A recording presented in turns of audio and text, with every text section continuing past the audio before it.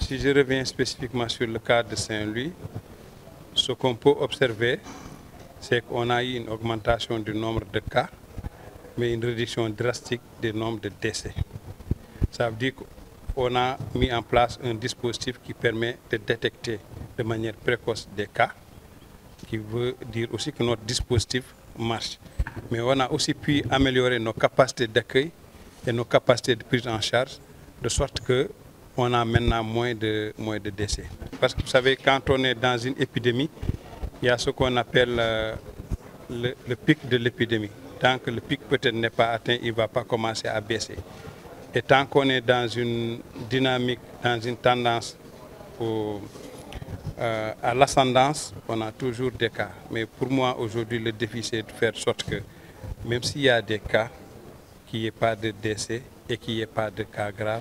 Et aujourd'hui, à Saint-Louis, on est vraiment en train de travailler dans ce sens-là. Inciter les populations à utiliser ce qu'on appelle les moustiquaires imprégnés. Parce qu'aujourd'hui, ce qu'on a constaté, c'est que la transmission, elle est majoritairement vectorielle.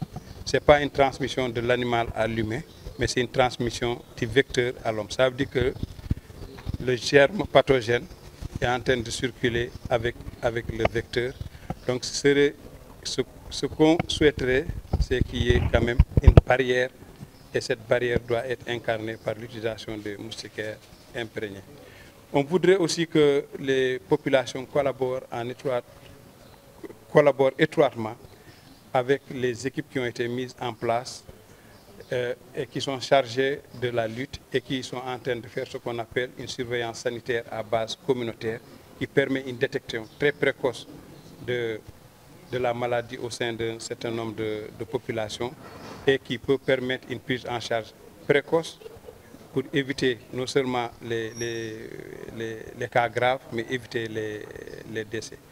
Mais inviter aussi les populations à éviter le contact avec les animaux, éviter le contact avec le sang des animaux ou bien un certain nombre de produits, surtout ceux qui sont dans les abattoirs ou bien les vétérinaires, ou bien aussi d'autres populations qui sont appelées à manipuler soit la viande, soit le lait, soit autres produits qui sont liés aux productions animales.